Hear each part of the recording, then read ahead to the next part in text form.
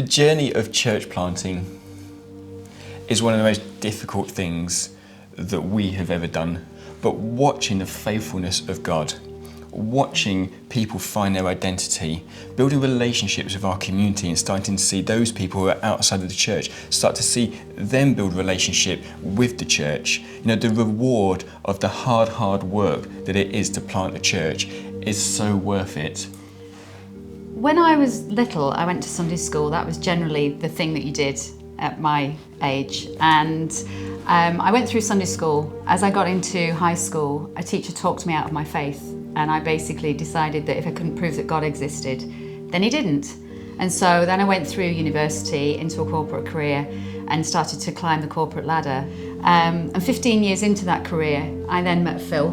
But we came together, and Phil's youngest brother invited us to a dedication. And at the time, neither of us were interested in church. We were in the mountain rescue team. Everything was about going out in the hills and renovating a cottage that we had. And so we decided that with the duty to the family, we would go to the dedication. And that was at Leicester Vineyard. And as we were sitting there, the guy who was preaching, we have no idea to this day what he said, but right at the end, both of us were in tears. And that was unusual for me to see Phil in tears, it has to be said. So I knew that there was something going on. And as we left that dedication, we looked at each other and said, what just happened? And decided at that point that we would then go and take a look at maybe a church near us. So while we were at Leicester Vineyard on that dedication, somebody stood up in the ministry time and she said, there's two people here and they really want to come forward for prayer, but they're too scared. And we both independently were thinking that, but we didn't know that until we'd left, and we were chatting about it, did we? And so we were at Newcastle the next week, like Lisa was saying, and we walked into the church and this lady said to us, are you here for the dedication? And we said, no, we've just come, we're looking for a church. So we went through the service and everyone was really lovely to us. And at the end, Dave and Nick were chatting with us, and they said, so why are you here today? All the small talk stuff. And we were explaining what happened in Leicester the week before and how we'd felt and how we felt compelled that we needed to come to a church and explore what all this God stuff, as we were calling it back then, was about. And this lady turned around to us, she said, it was you, wasn't it? And we said, what? She said, I was at Leicester Vineyard last week and I stood up and said, there's these two people who need prayer. And she said, it was you two. And she'd come up to Tyneside Vineyard for her granddaughter's dedication the week after. So totally unknowingly, we'd been in Leicester Vineyard with her the week before and then ended up in Tyneside Vineyard with her the week after. And then she'd felt God say it was us that word was for. And so that just totally blew us away, didn't it? After leaving that day and that lady saying, it was you, suddenly there was something that I thought, it's not just this person that's recognised me, but I really feel that God's recognised me. So from those early days and then being in Tyneside Vineyard at that time, you were in the corporate job, I had a business, and we felt the Lord calling us away from that and into serving full time in the church. And we didn't really know what that looked like, and we were at Cause to Live For. It had been 2010, 2011, something like that. And Jay Pathak was speaking, and the very first words on the Friday night that came out of his mouth, as far as I remember it, were, I want to talk tonight to people who are feeling called, but don't know what to do with that calling. I think we finished Cause on a Saturday, and by the Monday night we were sat in Dave and Nick's living room saying, we really feel the Lord calling us to come and serve the church and to give a year of our time and to live off our savings and Lisa's redundancy money, and just to see what the Lord does with us as we follow you with your calling in your journey of church planting. When we decided to make Tyneside Vineyard our home, it was quite apparent that we were going to go all in, and we felt God had spoken to us about living off my redundancy money as he'd stirred us out of our careers, and that we were going to serve with the skills that we thought that we had in the church. I don't know if I can tell you specifically why it was Myanmar. All I know is that it just kept cropping up everywhere, and the news bulletin would be about Myanmar, and something I'd pick up about the Second World War would be about Myanmar, and I just felt the Lord was saying to us, Myanmar is where you guys are going to go. When Phil felt that there was a strong calling overseas, I was fairly new into motherhood. Our daughter was only 18 months old. She didn't sleep. We were very tired all of the time, and we were serving sort of full time in the church. And I really didn't think that that was for me. I didn't think that it was the right time, but through a lot of prophetic words and finding out that the organisation that I was selling jewellery for was actually the same people that had just planted Yangon Vineyard in Myanmar, we then decided that actually I think God is leading us in this way. And so, as well as having to lay down our careers, at this point we had to lay down the house that we've been renovating for 6 years, our country and our culture, and made the decision to go one way out to Myanmar and serve there.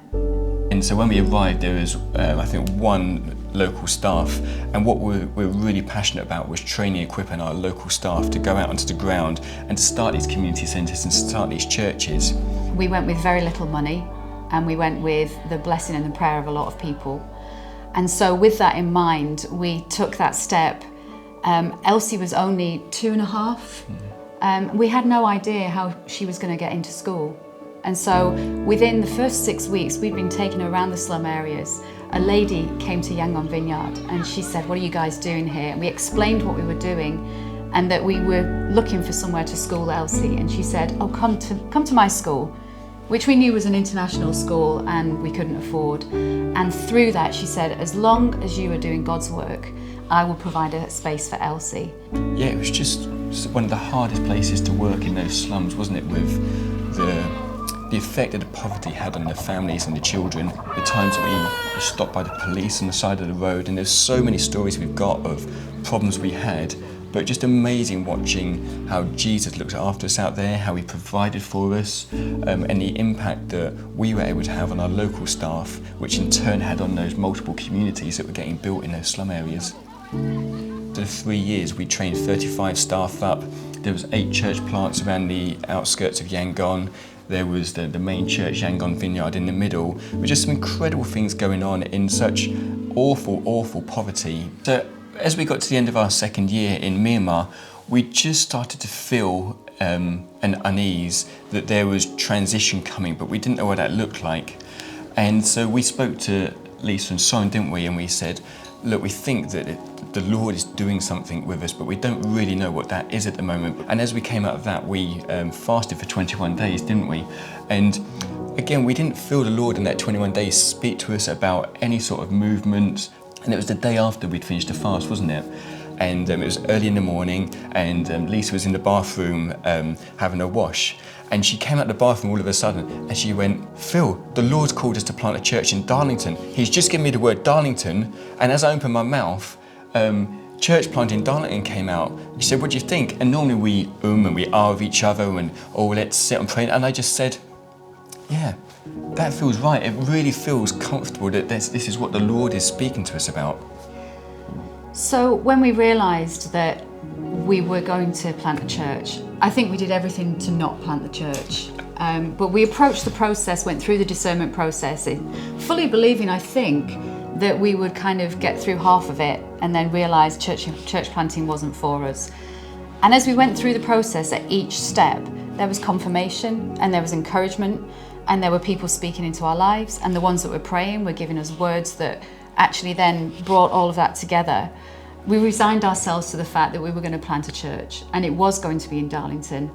And we then realised that everything that we had built as a life out there then needed to be folded back into a box. The trouble was, we didn't know how this was going to work because we no longer had a property, we had nowhere to live, we had now no belongings, 30 kilos each to get on the plane. It felt overwhelming, it felt exciting, it felt sad because we'd made friends with everybody that we'd been doing ministry with.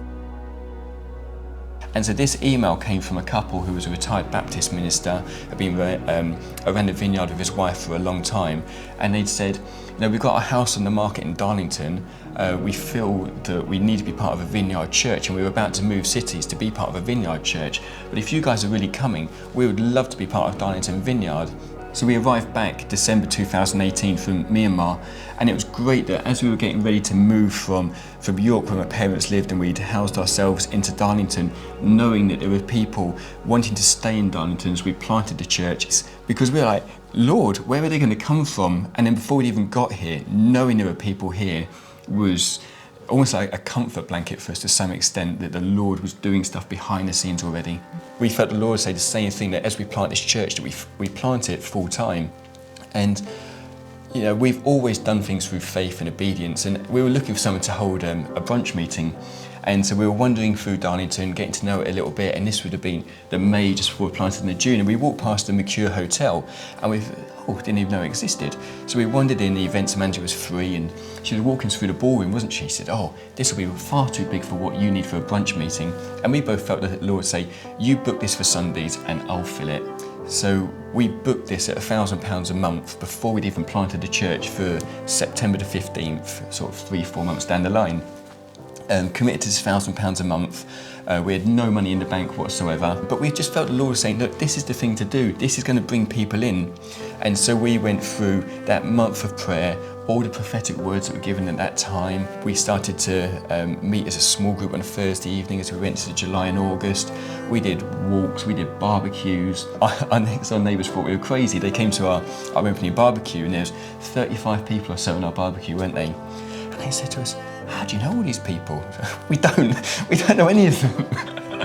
They're all complete strangers. And by the time we got to going to Sundays on the 15th of September, I think there was 15 of us. We had this huge ballroom, didn't we? Massive ballroom, you could seat 200-300 people in. And it was 12-15 of us in there, and we're like, we are going to go into Sundays, and we are going to go with the faith that we're going to fill this room, because this is what the Lord has said to us. And this feels really daft and really stupid with the big projector at the front and all of our seats out. And as we went into Sundays, we're like, there's 12 of us, but we are going to do what the Lord has called us to, and come and meet corporately and to worship the Lord with the faith that He will fill this room. And as the church had been growing, this would be early 2020, our administration had outgrown our dining room table. Things were just getting too much. And so we started to be on the lookout for an office space, and we just couldn't find the right thing. We'd end up retrofitting it. We knew it wouldn't work. And then the cafe came up for sale, and Lisa found it, and we hadn't been looking to buy something, we were looking to rent, and we couldn't afford it. You know, it's a long story, but succinctly, a couple of people end up bidding for it for us, and now someone in the church leases it back to us. We know that being around people, being the church within the community, is a really powerful thing. And the whole time we were thinking we need a place where people will come, where they will feel comfortable and not feel like they're kind of walking into something they don't understand and don't know. As senior leaders of a church, we've had more conversations in the cafe than we would ever have had with people had we booked in meeting after meeting after meeting. So in addition to the cafe, we've now got this amazing opportunity to have a property that's 2 doors down, that's actually linked to the cafe. And we can move our Baby Basics ministry into there, that's outgrown this building. We can have more people come into the building to be able to create more community space. And then also we'll fund it through a vintage shop, which is just going to be an incredible place. We can be a good employer and a great space for people to come and again blur the lines of church as people walk through the doors. You know, it's so right for what we're doing, the way the Lord is leading us. You know, there's that famous quote that we love, that the best way to plant churches is to evangelise, and the best way to evangelise is to plant churches. You know, and with these gaps throughout towns and cities across our country, it's so vital that we keep planting churches to reach this country. Would we do it all again, knowing what we know and knowing the difficulties we've been through? Absolutely. At the drop of a hat, we would church plant again. Yes.